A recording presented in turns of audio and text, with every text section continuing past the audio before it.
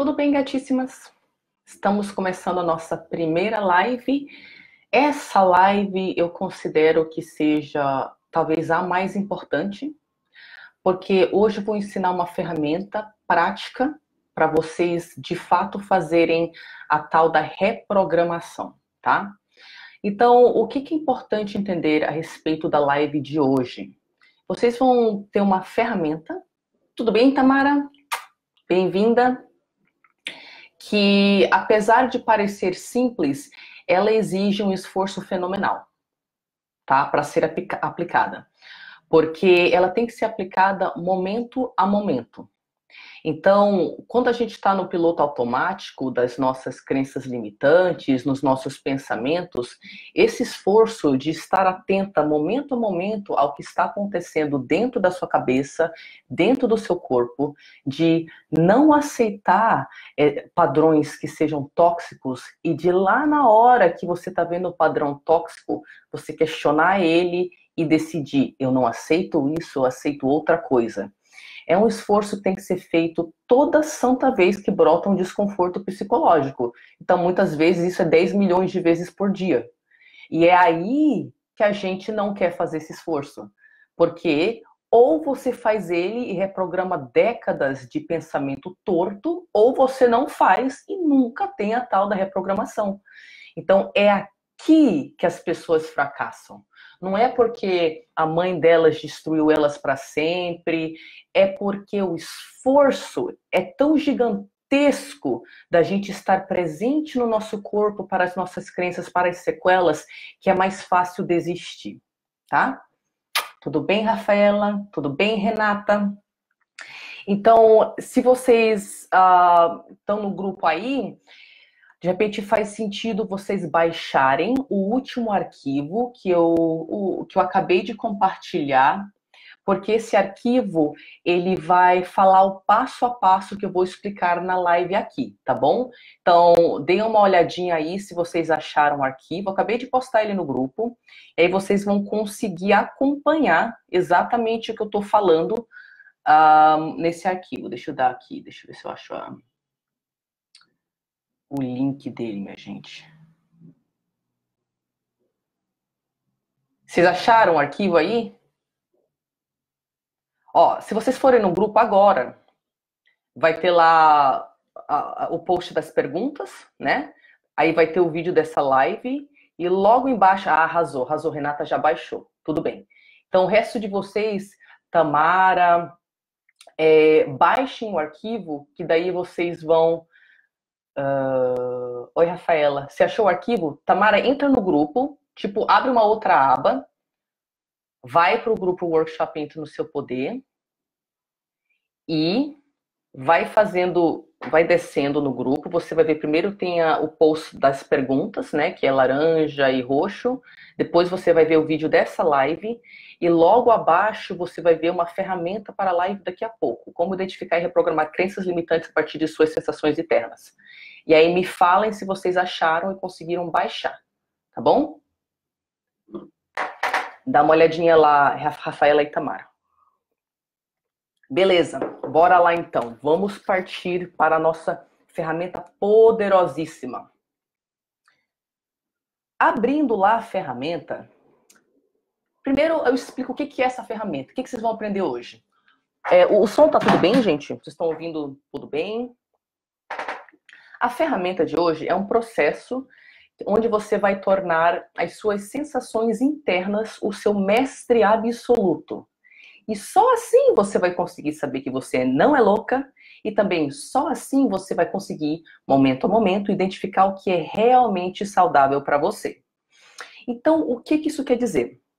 Você, sendo criada por uma mãe narcisista, você passou a vida inteira sofrendo gaslighting. Gaslighting é quando você tem uma sensação, uma certeza dentro de você.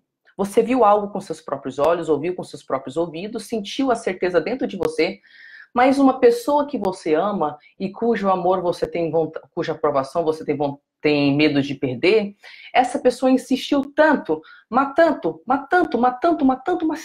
que a sua percepção estava errada, que você começa a se questionar, começa a pensar, putz, ela deve estar certa, né? Não é possível, ela insiste tanto que eu devo, de fato, estar interpretando a situação incorretamente. Então, esse gaslighting de uma vida inteira, de a sua percepção encontrar com sempre uma invalidação assim insistente, faz com que a filha de narcisista não confie mais no que existe dentro dela, nas sensações, na sabedoria interna, nas certezas dela.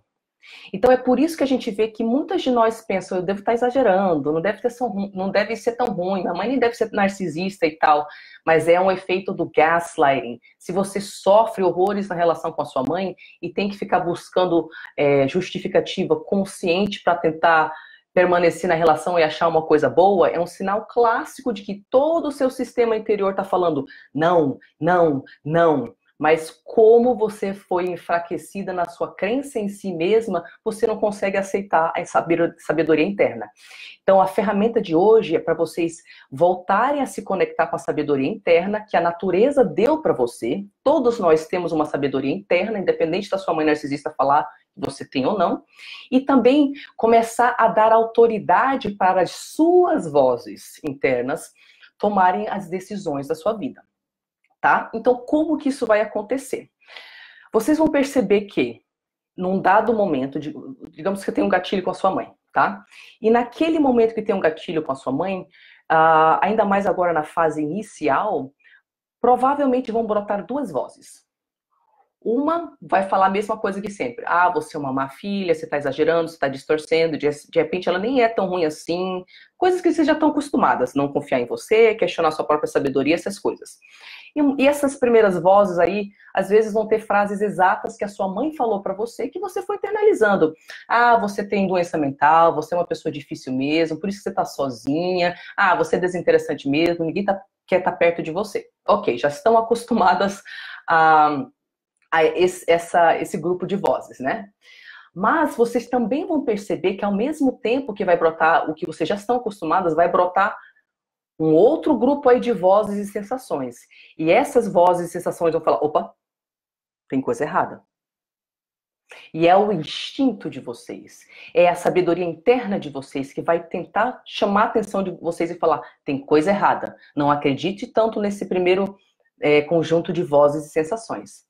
E aí, com essa ferramenta que vocês vão não só identificar essas duas vozes, mas também identificar a primeira como sendo a programação tóxica e a segunda como sendo a sua libertação, a sua sabedoria interna.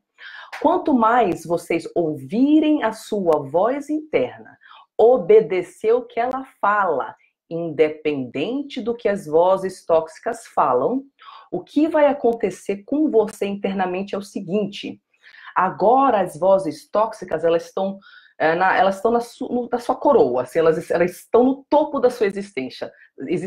Elas regem o que você pensa, sente, como você vive, suas decisões.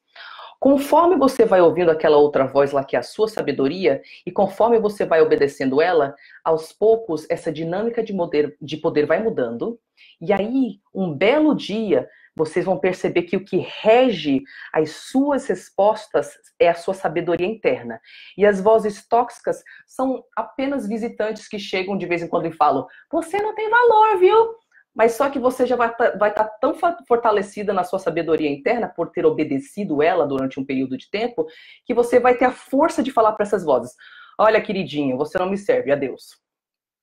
E no início é fenomenalmente difícil fazer isso aqui. Porque teu cérebro tá preguiçoso, ele quer ficar na merdinha que é quente, mas pelo menos ela é familiar, e a gente não quer fazer esse esforço, tá? Então tem que colocar na cabeça, putz, eu não vou querer fazer o esforço, tá bom? Então qual é a ferramenta para que vocês possam, tornar a sabedoria interna de vocês a voz que comanda a vida de vocês? Bora lá! Como é que funciona? Como é que funciona a nossa sabedoria interna? Todo ser humano tem uma lista de necessidades. Algumas dessas necessidades são iguais para todo mundo, por exemplo, a necessidade de respeito, de sentir acolhimento, aceitação. Todo ser humano tem essa necessidade. Se você se essa necessidade não é satisfeita, vai causar desconforto. E se essa necessidade não é satisfeita logo na formação da sua personalidade, quando você é criança, vai causar sequela. Então, já que nós temos essas necessidades, não é? E a gente vai descobrir aqui no workshop quais são suas necessidades. O que acontece é que o nosso sistema interno fala pra gente através da dor, das sensações pesadas e também através das sensações leves. Esses dois grupos de sensações nos dão todas as informações que nós precisamos para nos guiar. Então, quando uma necessidade não é satisfeita, aquilo gera um desconforto interno, que você pode interpretar como uma sensação pesada. E aí, sensação pesada é qualquer coisa que é pesada. É angústia, é medo, é ressentimento, é fúria, é solidão, é isolamento, é confusão, é inveja. O que for pesado, a gente coloca nessa categoria. Para que serve dor?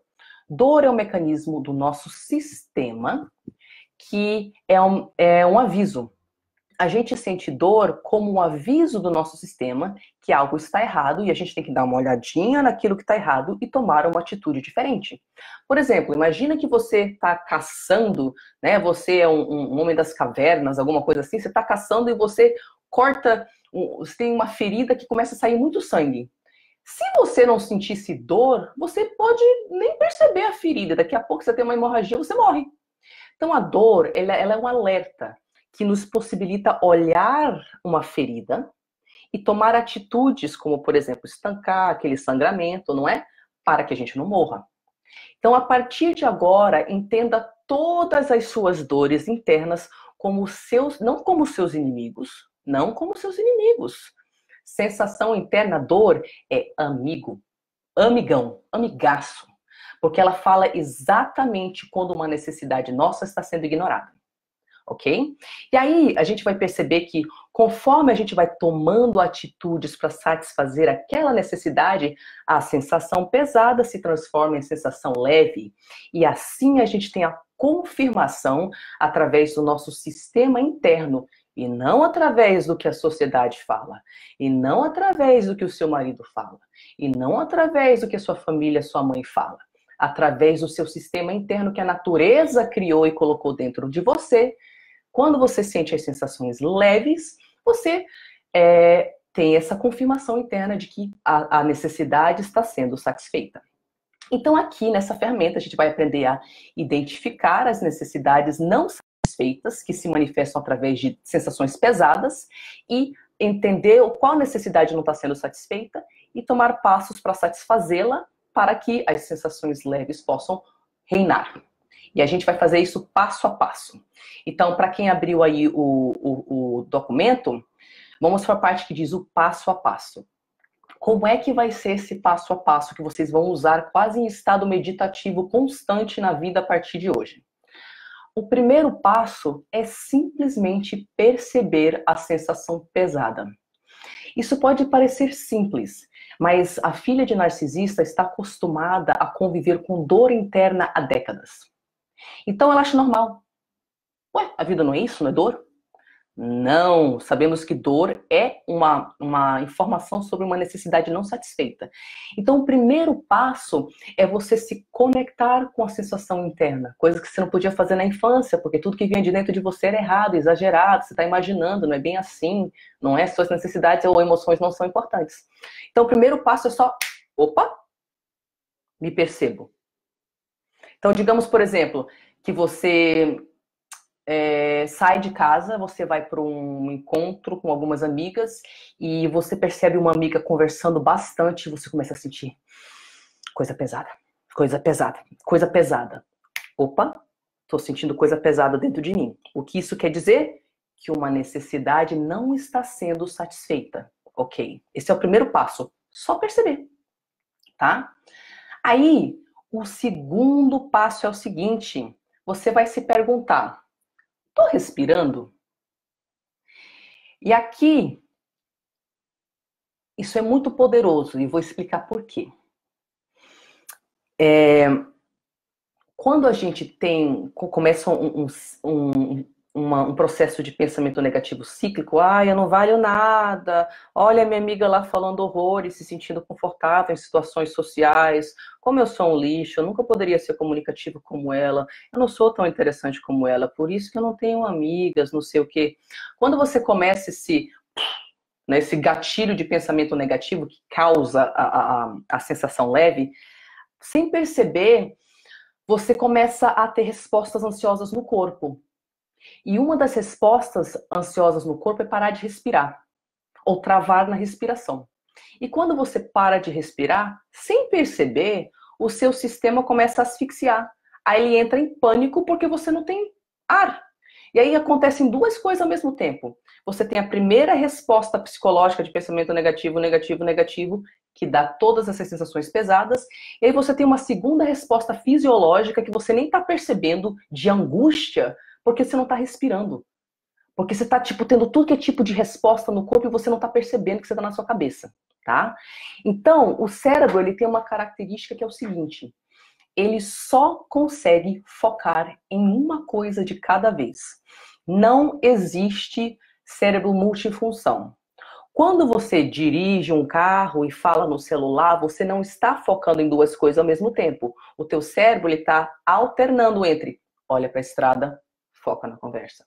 Olha para a estrada, foca na conversa, ok?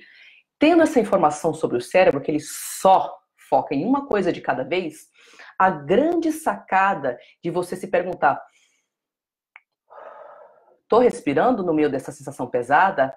É tirar o foco da sequência de pensamento tóxico que não te leva para lugar nenhum.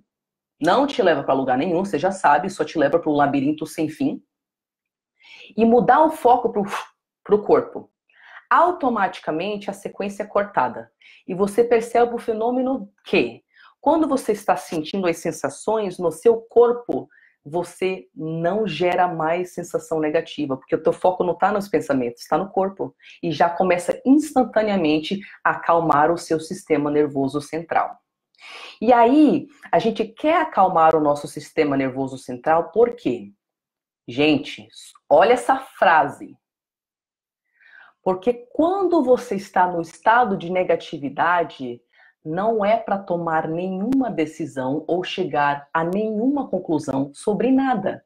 Porque você está vendo o mundo a partir da sua dor. E tudo que você vai ver a partir do seu filtro de dor vai ser negativo. Ah, eu sou um lixo mesmo, eu não tenho habilidade social mesmo, eu nunca vou ser que nem ela mesmo. Então, o primeiro passo quando você está na sensação pesada é cortar. Voltar para o corpo, respira e sai da resposta negativa antes de chegar a conclusões a respeito de como você não tem valor, como você deveria isso, aquilo, aquilo outro. Você não vai chegar à conclusão. Você está tendo um surto. Então, sai do surto. E como que a gente vai sair desse surto? E aí a gente está na respiração, né? Gostaria de perguntar para vocês se alguma de vocês medita, canta, faz yoga ou qualquer outro tipo de prática que ensine você a respirar profundamente. Quero saber se vocês têm essa prática, porque eu descobri muitos anos atrás que eu não respirava.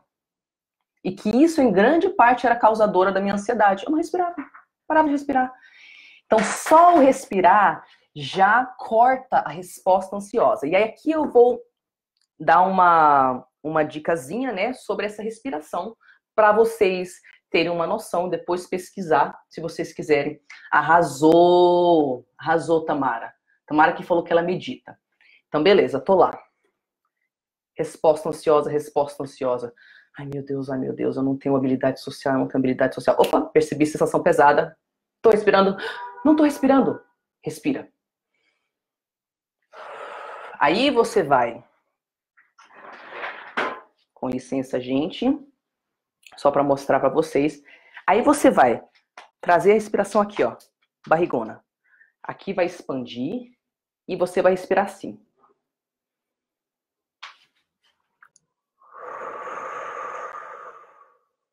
Bem devagar, enchendo como se fosse um balde. O balde ele enche primeiro de baixo para cima, a água vai preenchendo, preenchendo, preenchendo, preenchendo, e é bem devagar. Então você vai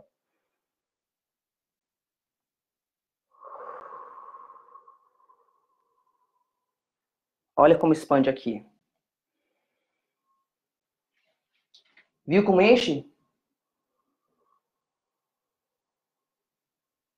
Quando a gente respira aqui, da barriga, a gente tem um efeito relaxante. E quando a gente está na ansiedade, a gente não respira na barriga, a gente respira daqui para cima, a gente faz assim. E isso desencadeia a resposta ansiosa. Então, a gente quer fazer o quê? Trazer daqui e puxar para baixo, bem devagar.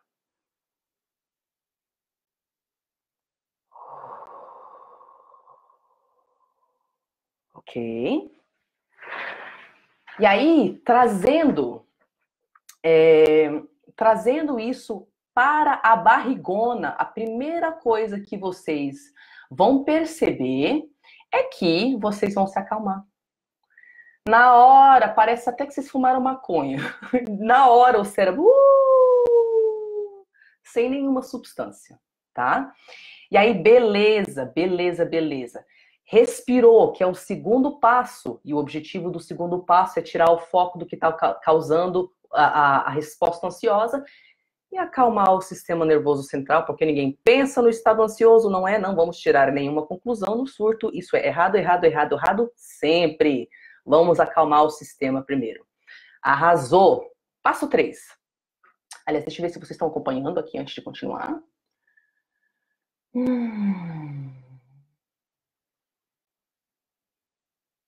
Pronto, lindona. Olha, Renata, Tamara já tiveram experiência com meditação. Gente, a gente para de respirar, a gente não pensa. Traz pro corpo. O problema da filha de narcisista é que ela foi obrigada a se desconectar da sabedoria interna e das sensações internas. Então ela só fica na cabeça gerando ansiedade. Traz pro corpo. Traz pra tua sabedoria. A natureza te deu um corpo para processar a emoção. Beleza, passo número 3. Quando você está com o sistema nervoso mais calminho, aí você vai fazer uma alfabetização emocional básica, que a gente não recebeu. A alfabetização emocional nada mais é do que dar nome para o que você sente. Qual é o nome do que você sente? Eu vi minha irmã fazendo isso com meu sobrinho e eu entendi que foi uma coisa que a gente não recebeu enquanto criança. Ele estava tendo um surto lá, porque o amigo dele pegou o brinquedo dele, ele não queria compartilhar o brinquedo dele, e aí minha irmã lá pegou ele, acalmou ele, né? Ela acalmou o sistema nervoso central dele, olhando para ele carinhosamente. Essa é a função da mãe. Se sua mãe não fez isso com você, você não aprendeu a se acalmar, tá? Então a criança é alfabetizada pela resposta da mãe, ela internaliza essas respostas. Então ele via o olhar dela calmo, né? E ele começava a se acalmar. E ela perguntava, meu amor, qual é o nome do que você sente? É isso que vocês vão fazer. E aí vocês vão dar um nome. O que é? É raiva? É medo? É solidão? É culpa? É vergonha? Qual é o nome? Dá um nome para o que você sente. Tendo dado esse nome para o que você sente, uma alfabetização emocional básica, que a gente não sabe o que a gente sente.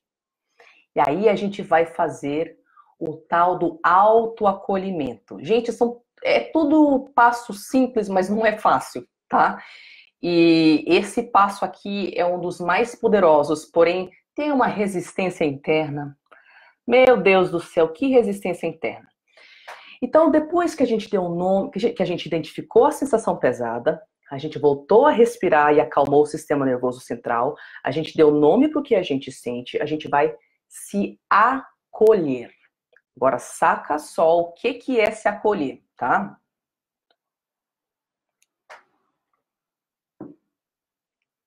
Imagina o seguinte, geralmente, se você tem uma mãe narcisista, quando você cometia um erro, a resposta era, como você é imperfeita mesmo, você é inútil mesmo, como que você faz isso, sua inútil, sua burra, sua gorda, sua isso, aquilo, não sei o quê. Ou seja, você não podia cometer um erro, né? Aliás, às vezes você era punida sem cometer erro. Aliás, você não sabe nem identificar o que é erro. Porque a punição vinha de tanto jeito diferente, tratamento de silêncio, com respostas tão esquisitas da nossa mãe, a gente nem sabe o que é o tal do erro, né? Então aqui, você quer ser o extremo oposto do que ela foi para você. Porque o objetivo desta ferramenta é você começar a ter as respostas amorosas de uma mãe linda e acolhedora, para com as suas partes feridas que a sua mãe nunca teve. É esse o objetivo. E aí, o que vai acontecer no momento que você se fere, comete um erro? Geralmente a gente gosta de tirar o nosso chicotinho favorito e uhul, como eu sou inútil, minha mãe tinha razão, veja bem, eu não vale nada. Você vai identificar a resposta da autopunição, da cobrança, tu tens 50 anos de idade, como que tu não te curou? Tu já entendeu o narcisismo? Por que tu tem essas respostas ainda? Tu devia estar mais forte, tá?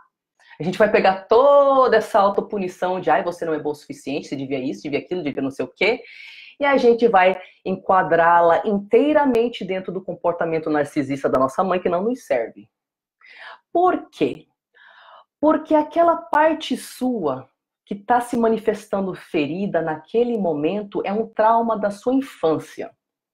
E um trauma, eu não sei se vocês pararam para entender isso, funciona assim. Trauma de infância é literalmente uma parte do seu cérebro que fica congelado na infância. E quando você ativa aquele trauma, literalmente você vai de ser uma adulta, com as respostas emocionais de uma adulta, com a concepção de mundo de uma adulta, com o desenvolvimento cognitivo de uma adulta, para o mesmo estado que o trauma foi criado, que foi na infância. Então você regride e começa a ter resposta que você tinha na infância, a se enxergar como uma criança, a enxergar o mundo como uma criança. É aí que se manifesta a tal da criança interna ferida. Essa outra parte, é outro jeito de falar que seus traumas são partes da sua infância que ficaram congelados. E quando você fala com essa parte, você está literalmente falando com uma criança surrada. Imagina o seguinte: você chegou na casa da sua mãe, da escola, e você mostrou para ela um lindo desenho. Mamãe, olha o que eu fiz na escola. E ela olha para você e fala, dinossauro não é roxo. Você sabe que a Vanessa, a filha da Maria, nossa, ela desenhou um dinossauro verde, muito realista, não sei o quê. Naquele momento de criança, a sua interpretação é: eu não sou boa o suficiente, eu não faço o meu papel enquanto boa criança, veja bem como a filha da outra é melhor. E aí você internaliza aquele momento de criança, e aí você vai tendo outras experiências no futuro, pode ser que esse momento aconteceu com 4 anos de idade, tá? Mas você vai ter uma experiência com 10 anos de idade, onde você vai ter a mesma resposta do gatilho de achar que eu realmente não sou uma boa filha, eu não sou como a vizinha ou não sei o quê. Então, toda vez que você tem o mesmo trauma, não interessa se você tem 10, 15, 20, 40, 60 anos de idade, você regride ao estado emocional da criança. Então, entendendo que quando surge a sensação pesada, você está literalmente falando com parte de você que ficou presa no passado, faz sentido você pegar essa criancinha e dar uma bofetada nela? Faz sentido você pegar a mesma criancinha que a sua mãe olhou e falou, dinossauro não é roxo, e falar para ela, viu? Bem que a mãe falou que dinossauro não é roxo, como você é ridícula mesmo. Faz sentido ou não faz sentido? Lembra, o ponto do autoacolhimento é identificar a voz tóxica que você costuma usar para se receber no momento da imperfeição e banir isso. E aí procurar outra resposta. E a forma que a gente consegue entrar em contato com uma resposta de amorosidade para com nós mesmos e não de punição, tem algumas técnicas. Uma das formas é você se imaginar como criança. Se você não consegue sentir amor por você mesmo naquele momento, entenda que aquilo é você criança. Então, se você tem uma foto de você criancinha, o que você sente quando você olha a sua criancinha? Coisas normais de sentir são uma vontade absurda de protegê-la, né? Uma amorosidade sem fim, ou pena. Se você sentir pena, é porque a sua criança está abandonada. Então faz sentido você interpretar, traduzir essa pena como, opa, ela está desprotegida, quem vai protegê-la sou eu.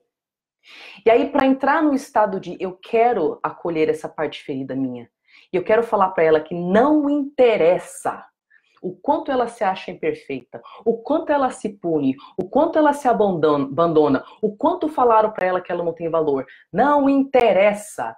eu vou ser a voz 100% acolhedora de amor incondicional que ninguém nunca foi. E se eu não tenho referência disso, eu vou buscar em filme, um relacionamento saudável, se eu consigo observar outras pessoas, estudando o que é uma resposta de uma mãe suficientemente boa, do Winnicott. Eu vou pesquisar como que uma mãe 100% amorosa, com capacidade de acolher aquela criança independente de qualquer defeito, agiria nesse momento. E aí, quando você entra nesse estado, você pode fazer perguntas do tipo, ok, tô aqui para acolher essa criancinha. Como o meu eu real reagiria agora?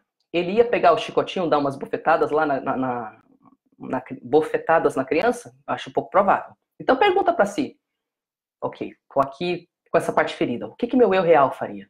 E aí você ativa essa parte. É só chamar, ela vem. Se isso não funciona, você pode se perguntar, como uma mãe suficientemente boa faria, né? A mãe suficientemente boa é o conceito do Winnicott, que fala que tem sim a mãe má e a mãe boa. Tem coisas mínimas que uma mãe tem que fazer para conseguir satisfazer as tais necessidades da criança. Então, como que ela reagiria? Ela ia chamar a criança de burra mesmo, de inútil, de sem interesse para os outros? E se isso não funciona, olhe uma foto sua de criança e se preencha de vontade de se amar. E se isso não funciona, imagina que você está falando com a sua filha. Você vai fazer com ela o que sua mãe fez com você? É esse tipo de sabedoria que a gente tem que acessar. Eu faria isso com a minha filha? Eu faria isso com uma criança? Que tipo de monstro você é que você faz isso com uma criança? Né? Porque é uma criança a parte sua. E aí você também pode se perguntar, como o amor faria? São gatilhos, né? Desculpa. Perguntas diferentes que você pode se fazer no momento para se inspirar a entrar no estado de não interessa o seu erro, não interessa quanto tempo você vai precisar de uma mãe interna amorosa. Eu tô aqui pro resto da sua vida. E não interessa se você tem 64 anos de idade e você precisa de mais 20 anos para reprogramar as suas sequelas emocionais. Eu vou estar aqui até o último dia da sua vida e eu nunca vou abandonar você. E não tem nada que você pode fazer, ser ou sentir que vai fazer com que eu mude, porque a minha função é sempre estar aqui. E se você ainda não conseguir, se pergunte, se eu não aprender a me acolher no pior momento, como vai ser minha vida daqui a 10 anos? Se eu continuar me punindo, como vai ser minha autoestima no final da minha vida? Ok, deixa eu ver as respostas de você. Tem alguma coisa aqui? Tá. Às vezes os comentários vêm depois. Eu não sei, mas beleza, estão acompanhando? Ok, entrou no estado de autoacolhimento. E você sabe que você entrou no estado de autoacolhimento porque você é preenchida de energia amorosa. Se você continua preenchida de energia de você é uma inútil, Tariana, você está no estado da sua mãe tóxica. Identifica a mãe amorosa. Tá? Então, o objetivo aqui de entrar no estado de autoacolhimento é justamente começar a diferenciar entre, opa, qual é a programação da minha mãe tóxica física, que não me serve, e qual é a resposta amorosa que eu gostaria de ter tido, que agora eu vou me dar. E eu quero deixar um detalhe aqui muito importante. Sabe por que é possível você ter uma mãe narcisista e ainda ser feliz na vida? Ainda é possível se recuperar, se reprogramar? A razão que é possível é porque o nosso cérebro ele não entende diferença entre passado e futuro. Para ele, tudo que está acontecendo agora.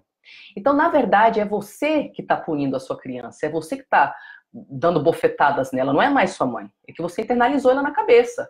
O teu cérebro entende simplesmente que a sua parte criança está sendo punida. Não interessa se você faz isso no passado, no futuro, ou quem está fazendo isso. Quando a parte ferida é acolhida e a mensagem falada para ela é não tem nada que você pode fazer que vai me fazer não ser amorosa com você. Nada. Nunca. Nada. Eu tô sempre aqui. Você não consegue ser imperfeita o suficiente para eu te abandonar. Quando você dá essa resposta para sua criança, o que o seu cérebro entende é que você está recebendo amor. De quem, não tanto faz para ele. Ele começa a preencher o amor que não estava. Ele começa a programar o que não estava. Ele não sabe que se é tua mãe que está falando para você, ele sabe que a sua parte infantil está recebendo amor e validação completa.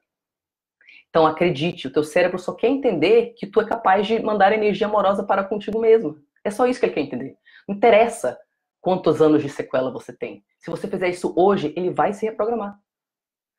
Beleza. Eu sei que é muita informação, gente, tá? Mas é essa ferramenta que vocês vão usar pro resto da vida. Então, vão no ritmo de vocês, pensem, ó, até o final do workshop eu quero conseguir fazer isso aqui. Já tá de ótimo tamanho, tá bom?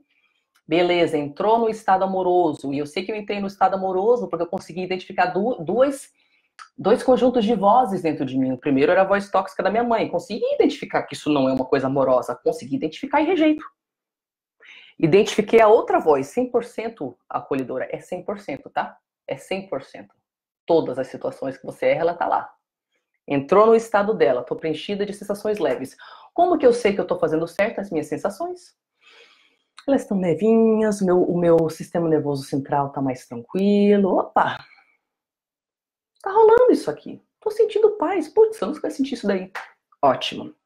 Aí, entrando no estado de acolhimento, a gente vai para o quinto passo.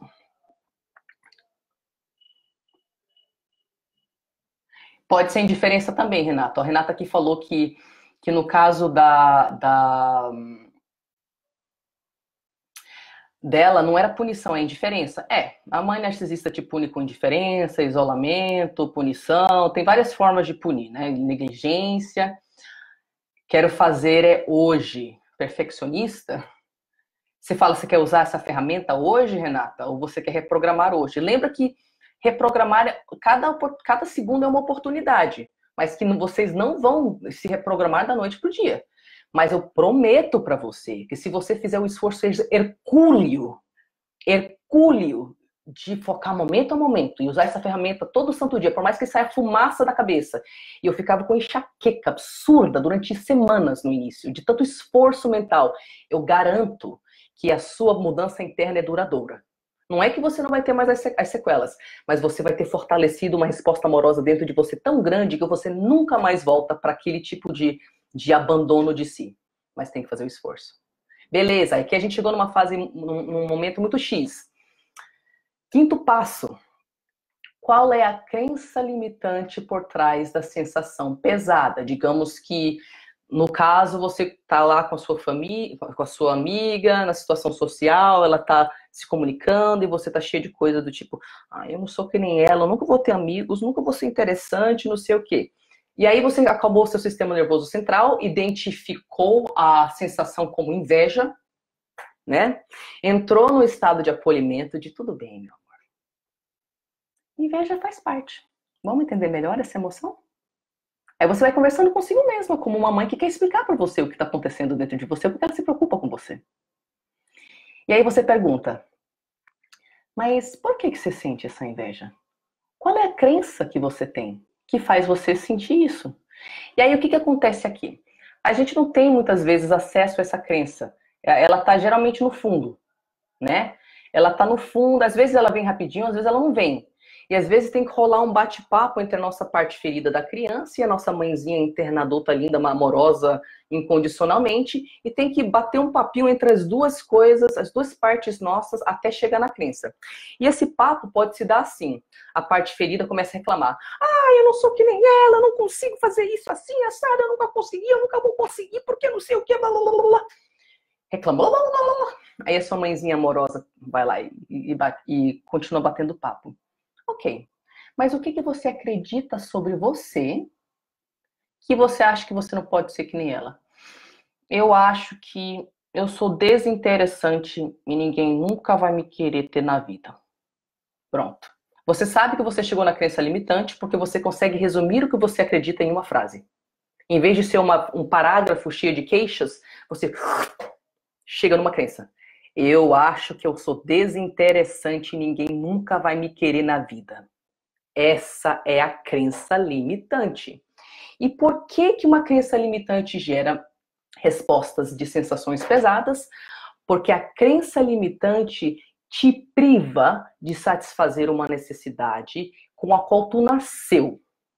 E ao te privar de satisfazer essa necessidade, a dor vem para te informar que tem coisa errada. Então, nesse caso, esta pessoa que tem sequelas sociais e acha que não é interessante o suficiente para fazer parte da vida de ninguém, essa crença limitante está fazendo com que ela tenha comportamentos de autossabotagem na área social. Por exemplo, quando ela sai de casa, ela vê uma pessoa que ela conhece no outro lado da rua, já vem a crença limitante. Ah, eu não sou interessante, eu nem vou falar oi para ela. Então ela deixa de falar um oi que poderia dar num café, num encontro, em alguma coisa social, entendeu? E aí quando ela vai para o ambiente social, vem a crença limitante. Ah, eu nem vou contar minha história porque ninguém vai me ouvir, não é? Aí ela deixa de agir de uma forma que satisfaria as necessidades sociais dela de acolhimento, interação, contato, toque, por causa da crença. Então a crença, ela te coloca num espaço minúsculo assim, onde você acha que não tem como satisfazer aquela necessidade, e você fica lá. Você fica lá, porque a crença te faz acreditar que não tem como satisfazer aquilo, que você não é capaz. Por isso que a gente se sente tão infantilizada em tantas áreas. Às vezes a crença é, você nunca vai ser capaz de ganhar independência financeira porque você é inútil. E aí você não manda o currículo. Você não vai para a entrevista mesmo que te chamem, porque você se acha inútil. Você já decide com antecedência que não vai dar certo. A crença limitante muda teus comportamentos de forma que tu mesma não satisfaz tua necessidade. E aí o teu sistema fica falando, pelo amor de Deus, dor, necessidade não satisfeita, você precisa de contato social, você precisa de independência financeira, dor. E a gente não tem alfabetização emocional, sente toda aquela dor e só interpreta ela como, viu, eu sou um lixo mesmo. Na verdade, a dor só está querendo te chamar atenção para explicar para você que tem uma necessidade lá que por uma crença limitante você não está satisfazendo. Só isso. Beleza. Chegamos na tal da crença limitante que nos impede de identificar e satisfazer uma necessidade nossa. Você tem ela, tem que ser satisfeita. O objetivo aqui, dessa parte do exercício é identificar que tem duas partes nítidas dentro de você. Agora, talvez você só conheça a parte ferida e ache que só exista isso. Mentira! Você tem uma parte sábia. E quando você força um diálogo entre sua parte ferida e uma parte sábia, fica claro para você que quando você chama a parte sábia, ela vem, porque ela existe, ela sempre existiu. Se você tivesse tido permissão de entrar em contato com as suas emoções, expressá-las e expressar a sua sabedoria interna, você ia saber que ela existe. Mas você sofreu gaslighting na vida inteira e acha que você não tem sabedoria. Então o objetivo aqui de chegar na crença limitante é entender, opa, parte de mim está programada de forma sequelada, mas tem uma sabedoria que não quer deixar essa programação ser assim, porque essa programação me impede de satisfazer minhas necessidades. E eu me acho inútil e infantilizada. Ok? Chegamos à crença limitante. Gente, as lives são de 45 minutos, mas essa primeira live sempre demora mais, tá? Deixa eu ver as respostas de vocês aqui. Reprogramar para ontem. Renata, pro resto da vida. É pro resto da vida. A gente é muito ansiosa, isso é o perfeccionismo, tá? Isso é o perfeccionismo.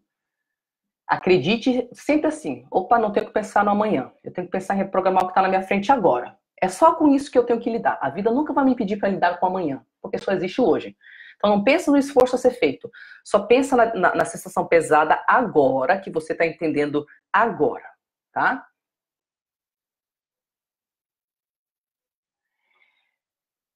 Você está tendo enxaqueca porque está em estado de alerta com as suas reações.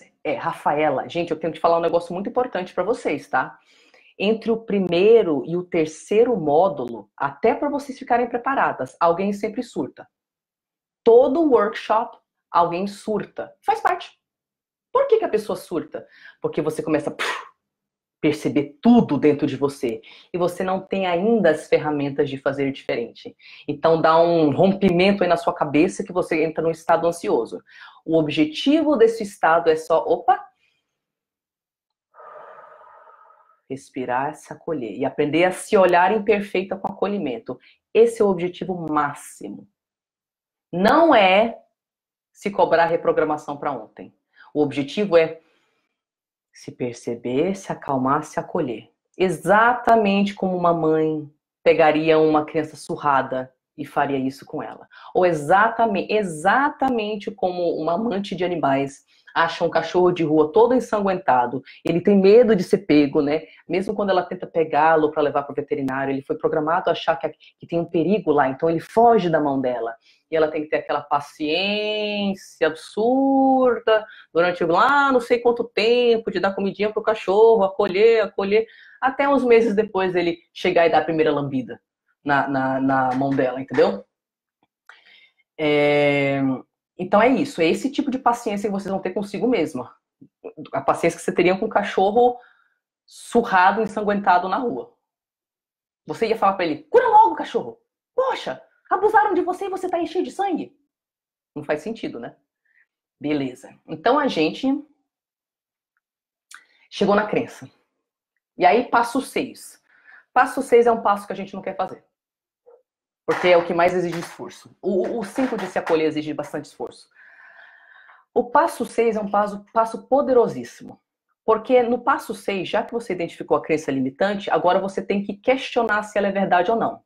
É o seguinte, sua mãe colocou na sua cabeça crenças realmente nada a ver, que não tem um pingo de base na realidade. E você acredita cegamente nessas crenças por uma razão. Você não questiona. Se você questionasse, você ia ver que elas são extremistas, não tem nada a ver, não são verdadeiras e nunca foram. Só que a gente não questiona a crença, porque a gente não quer perder o amor da nossa mãe. Então a gente aceita a visão dela sobre nós mesmos e sobre a vida, para se aproximar a ela. Eu não vou pensar diferente, aí com certeza eu vou perder o amor da minha mãe. Mas aqui no passo 6 a gente vai questionar. E como que a gente questiona uma crença limitante? A gente vai achar 3 provas de que ela não é verdade. E o objetivo desse passo é quebrar o poder hipnótico que aquela crença tem na gente, que faz a gente aceitá-la totalmente. Como que você quebra? Ao questionar essa crença, se dá provas de que, não, peraí, isso aí tá meio extremista, isso daí não é bem verdade. Você não acredita tanto nela. E isso abre uma brecha para reprogramação. É só uma brecha que a gente precisa, só isso aqui, ó. Você não precisa de um negócio gigantesco. Você só precisa criar dúvida que ela não é verdade. Então, como que eu vou achar 3 provas do contrário de que eu não sou inútil, nunca serei interessante o suficiente para estar na vida das pessoas, e que nunca ninguém vai me amar, e que eu nunca vou ter habilidade social? Eu tenho que achar 3 provas do contrário que não. Por exemplo, na minha cabeça agora. Uma prova de que um dia eu vou aprender habilidade social. O que que é? Peraí. Tem uma doida na internet que fala sobre família narcisista e ela fala que ela teve fobia social e agora ela consegue ter amizades. Putz, cara. Então uma prova de que não é real, que eu nunca vou ser sociável, que nunca ninguém vai me achar interessante o suficiente, é que eu sei que tem outras pessoas que já se sentiram assim e superaram. Então, se é possível para ela, é possível para mim. Ok. E aí, ó, você tem que buscar.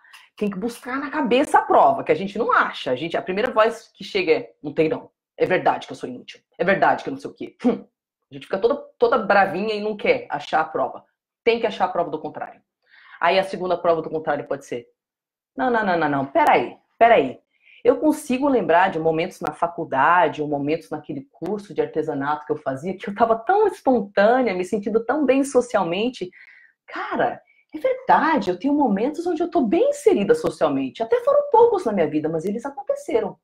Se aconteceu, é porque pode acontecer de novo. Aí você já vai quebrando aquela crença um pouquinho mais. Peraí, talvez não seja 100% verdade que eu nunca vou ser sociável e interessante para os outros. E aí acha mais uma crença. Ai, que mais, cara? O que? Peraí, eu li que apesar de que filha de narcisista fica com menos ligação neural na parte do processamento de emoções e também na parte de socializar, que o cérebro tem uma característica assim, ele é plástico. Isso significa que antes a gente achava que algumas coisas não podiam ser reprogramadas, que a personalidade era fixa e já era. Hoje a ciência sabe que mesmo com trauma, o seu cérebro é plástico, ele é maleável. Tem prova científica que eu posso reprogramar isso aí. Pronto. Achou 3 provas de que a sua crença não era 100% aí verdade. E aí você criou um espacinho de nada minúsculo, entre a crença e a realidade. Porque agora você tem dúvida. Será que eu não vou reprogramar isso aí?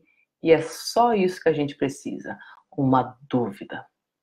Chegou no espaço de será que isso é verdade? A gente chega na parte de criar uma crença nova, tá? O que é criar uma crença nova? Criar uma crença nova é só você ouvir aquela parte ferida sua falando, desculpa o linguajar, bosta, né? Porque crença limitante é bosta, que não tem nada a ver. E aí a sua parte saudável fala para ela, ô meu amor, mas isso não é verdade, porque a Tariana já se superou muita sequela social, o cérebro é plástico, e eu sei que em outros momentos eu fui sociável. Não é verdade isso daí. Você sabe o que é verdade, meu amor? E aí a sua parte saudável vai oferecer uma nova frase que você vai começar a se falar naquela mesma situação, daquele mesmo gatilho, a partir de então. E essa nova crença, ela tem que ter algumas características. A primeira característica é que ela precisa ser algo que você acredite. Você não quer ir do extremo de, nossa, eu sou um lixo, eu nunca vou ser sociável, e tentar se convencer, não, tá tudo certo, as pessoas me amam, eu não sinto nenhum desconforto social, porque você vai rejeitar aquilo como ridículo, né? Então a primeira coisa é que você tem que acreditar na crença, tem que ser algo que você escuta ela e pensa, opa, essa crencinha nova aí tá mais leve, dá para acreditar mais do que essa coisinha que eu acreditava até então. Então tem que acreditar. E às vezes, para acreditar, não coloca uma crença aqui em cima, coloca uma crença bem pertinho daqui.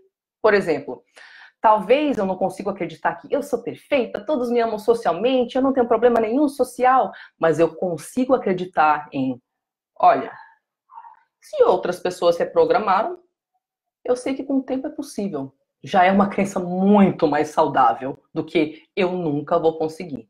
Só isso de ser ligeiramente mais saudável é onde a reprogramação começa.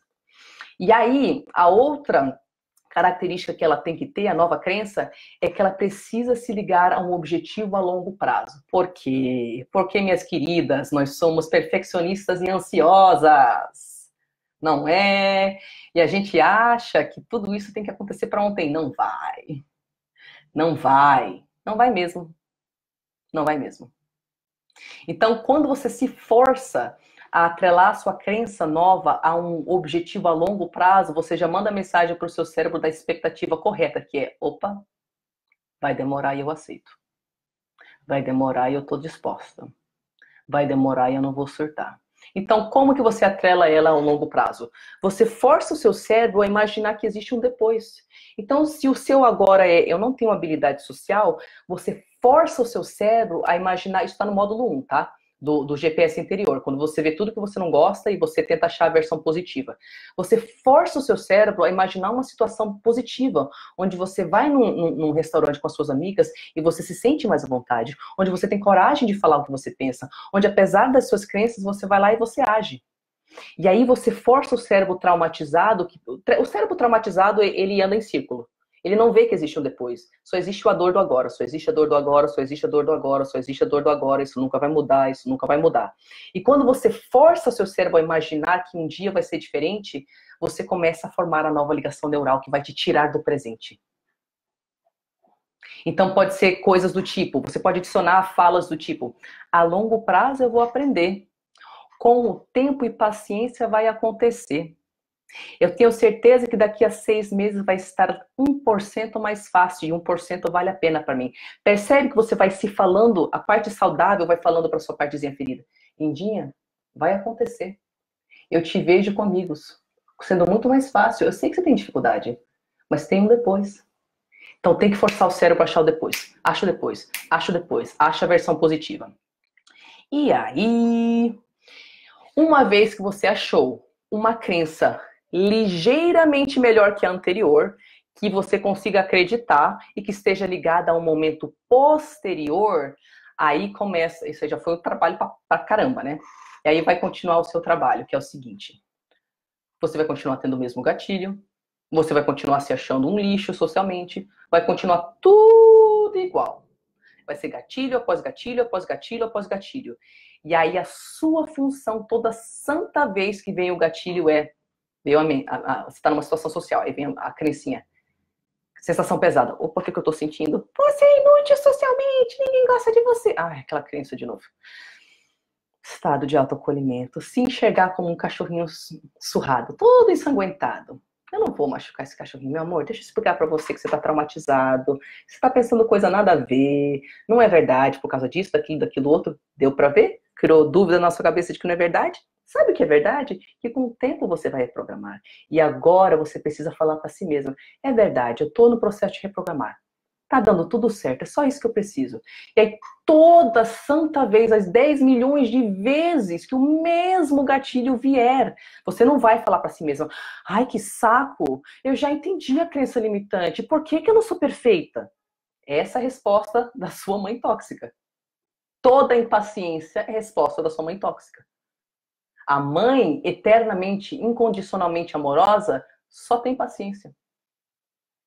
Ela só tem paciência até não aguentar mais. Ela é feita de paciência. Então entra no estado de olha, essa semana esse gatilho já brotou 37 vezes. E 37 vezes você falou para si mesma. Tá bom, eu sei que o processo de reprogramar é um processo.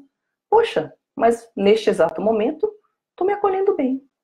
Aí o gatilho vai embora. Aí daqui a 2 horas o mesmo gatilho volta. Olha, veja bem, o mesmo gatilho. Tá bom. Sei que vai demorar um pouquinho, mas eu sei que com o tempo é possível. Porque outras pessoas fizeram, eu também vou conseguir. Aí daí ele vai embora. Aí daqui a 2 horas o mesmo gatilho volta. E assim. E aí o que vocês vão perceber? E aí eu vou fechar e ler os comentários de vocês e a gente tá de boa. Vocês vão perceber muito simplesmente o seguinte. Se você fizer o esforço de entender o gatilho, de se acolher e falar para si que é possível a longo prazo, que você vai reprogramar, se você fizer o esforço momento a momento, a sua transformação vai ser muito mais rápida. Mas vai doer tanto. Nossa, vai doer tanto. É doer, tô falando para vocês. É horrível fazer esse esforço. Mas a sua transformação vai ser tão mais rápida. E você vai ver claramente que, quando você não faz esforço, os mesmos gatilhos voltam. E não tem outro jeito de fazer. Você vai ter que criar uma voz amorosa na sua cabeça que está lá 24 horas por dia, porque agora você tem uma voz que só fala lixo. E é 24 horas por dia, pro resto da sua vida. Até que a voz lixo vai sendo substituída pela voz amorosa. E aí o que acontece? Um fenômeno lindo de você estar naquela situação de gatilho e aí um belo dia, pode ser 7 anos depois, pode ser 7 semanas depois. A primeira resposta que você vai ter na situação do gatilho é a amorosa. E aí você vai... Caraca, eu não tive nem que conversar comigo mesma. E é assim que se reprograma. Meus amores, deixa eu ver suas perguntas aqui. Vou respondê-las. Tem que se acalmar, Renata. Enquanto você não se acalma, você só está agindo a partir do seu gatilho e da sua programação tóxica. Tem que se acalmar primeiro. Senão é só repeteco. Você não sai do lugar. É um esforço hercúleo, Renata. É um esforço hercúleo. Mas a gente está aqui todo dia, tá? Eu vou ajudar vocês nesse passo a passo. Esse é exatamente o que vocês estão passando. E vocês vão chegar do outro lado, se vocês fizerem um esforço. E não tem outro jeito. Não tem outro jeito.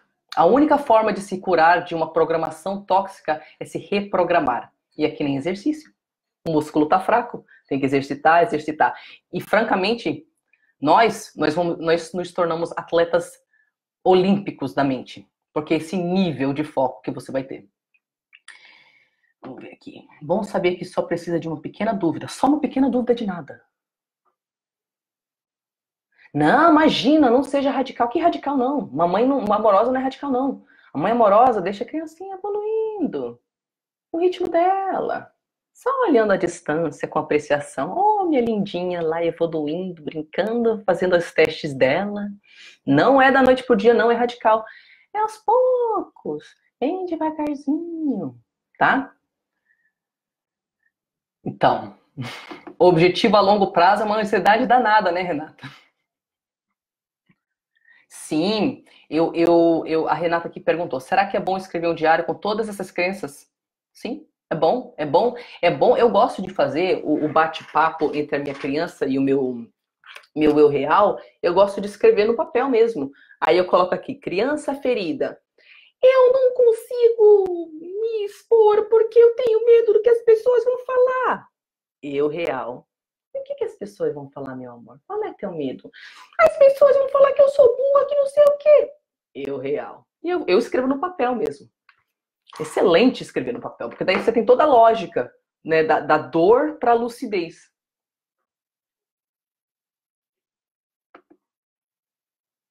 Ó, a Tamara falou, só de ouvir essas palavras de acolhimento já sinto um relaxamento. É, gente, se você se olhar assim, amorosamente, tiver aquele sorrisinho de, ai, que bonitinha, minha filha tá evoluindo, que lindinha, eu amo tanto ela. A gente ia ficar, é essa sensação interna que você quer sentir. O seu mestre, o único mestre que você tem de sabedoria são suas sensações, não é a voz da tua mãe ou outra coisa, é tudo aqui dentro.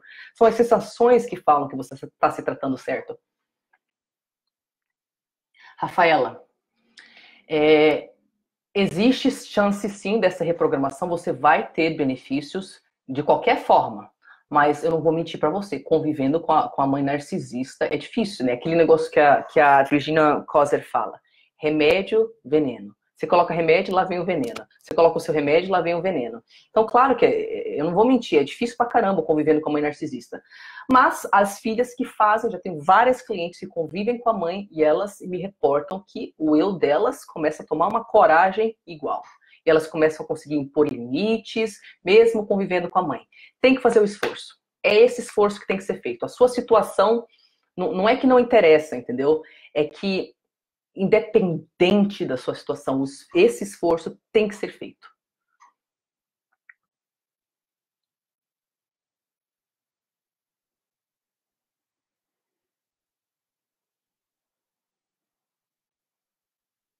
É, Tamara. É, você tem amigas, mas aí você se sente, às vezes, desajeitada, né? Desajustada, perdão. A gente se sente desajeitada e envergonhada. É a sequela principal da filha de narcisista.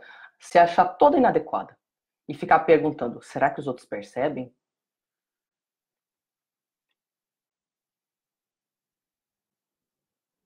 Arrasou! Ela está percebendo uma mudança, sua maturidade, sua autonomia, e você está ativando essa voz materna dentro de você. Quanto mais você obedecer ela, mais sua força vai crescer.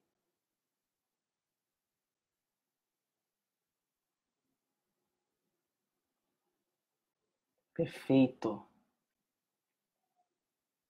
É, então, sorrisinho interno. Não tem, eu vejo a minha irmã às vezes, ou eu vejo mães, na verdade, observando suas crianças nos seus processos de aprendizado e elas tipo, que bonitinho, uma apreciação, sabe? Uma apreciação por aquela criancinha que está crescendo. Isso, meus amores. Minhas gatíssimas. É isso, essa é a ferramenta. A gente vai ver, vai ter conteúdo no workshop e tal, mas eu vou voltar vez após vez, para o módulo 1, acha a versão positiva, acha a crença limitante, quais são as sensações, qual é a crença nova, você está se acolhendo ou não. Tudo que a gente fizer vai girar em torno de observar as sensações no seu corpo, se acolher, achar a crença, criar a dúvida, reprogramar momento a momento, achar a versão positiva. Tudo, tudo, tudo. E quanto mais você fizer, mais vai vir o resultado. Tamara, meu amor, é nós, estamos juntas. Temos sequelas mas muito parecidas. Meus amores, estou deixando a live aí com vocês. Para quem vai assistir a live depois, procurem no grupo o arquivo que tem o passo a passo para ajudar. E ó, mesmo que você coloque na cabeça, caramba, esse workshop tem conteúdo pra caramba, eu não vou conseguir fazer tudo. Eu se dê permissão de focar no módulo 1 e nessa live. Mesmo que você não faça absolutamente mais nada do workshop, se você focar seriamente só nisso que eu ensinei hoje, eu sinceramente acho que essa ferramenta é mais poderosa do que todo o workshop. tá? Porque só momento a momento, gente, a gente foge disso. A gente quer ir para a sessão de terapia e se sentir bem lá na sessão, porque a terapeuta fala coisas legais pra gente. E a gente sai pro mundo sem fazer dentro de nós o que a terapeuta faz pra gente. A gente tem que fazer dentro de nós. Só assim que você vai se sentir uma adulta. Só assim que você vai se sentir que você sabe cuidar de si mesma. Só assim. Só assim. E toda vez que você se vê fugindo de identificar a sua sensação, perguntar o que você está sentindo, identificar a crença, se acolher, criar a dúvida, colocar uma nova crença achando a versão positiva, né? Tem que fazer, senão não rola. É isso, meus amores. Deixem suas perguntas aí, seus comentários. Depois eu vou respondendo mais. Rafaela. Ela perguntou, então tudo isso é um trabalho contínuo, não é algo que possui início, meio e fim. Não. Não tem fim. Nunca tem fim para a tua reprogramação enquanto filha de narcisista. E uma grande dificuldade nossa é que a gente não aceita isso. Perfeccionismo, perfeccionismo, perfeccionismo, perfeccionismo, tem que estar curada para ontem, não tem fim. Eu postei ontem alguma coisa com uma amiga assim, que eu falei, superação é o estilo de vida. Se você aceitar que até o resto da sua vida, até o leito da sua morte, você vai ter que fazer esse trabalho interno, e você se dedicar a fazer esse trabalho interno, porque para pensar, tua vida vai ser sobre o quê? Se desenvolver, ter, ser e viver tudo que você quer, ou continuar na mesmice? Então é claro que faz sentido você fazer esse trabalho para o resto da sua vida, porque o foco da sua vida deveria ser a sua evolução. Qual é o outro foco da sua vida? Fugir? Ficar na mesma? Não tem outro foco. Então deveria ser sua evolução. É para o resto da vida. E se quanto mais cedo você aceitar isso, mais rapidamente vem o resultado. Que a gente não quer aceitar. A gente não quer aceitar. Ai, Tari, mas eu tô me punindo há 50 anos. Por que eu não posso da noite pro dia, já que eu entendi intelectualmente o processo, me sentir diferente? Porque não é assim que funciona. E quanto mais cedo você aceitar, mais paz para você. Ok, meus amores. É isso. Depois eu dou uma olhadinha para ver se tem mais vídeos. Se fizer necessário, eu assisto esse vídeo vez após vez, após vez, após vez. Tem livro que eu escuto durante meses, o mesmo livro, o livro falado, até internalizar. Meses, meses, meses, meses, meses. Porque isso é reprogramação. Tá bom? Beijinho, meus amores. Estou por aqui.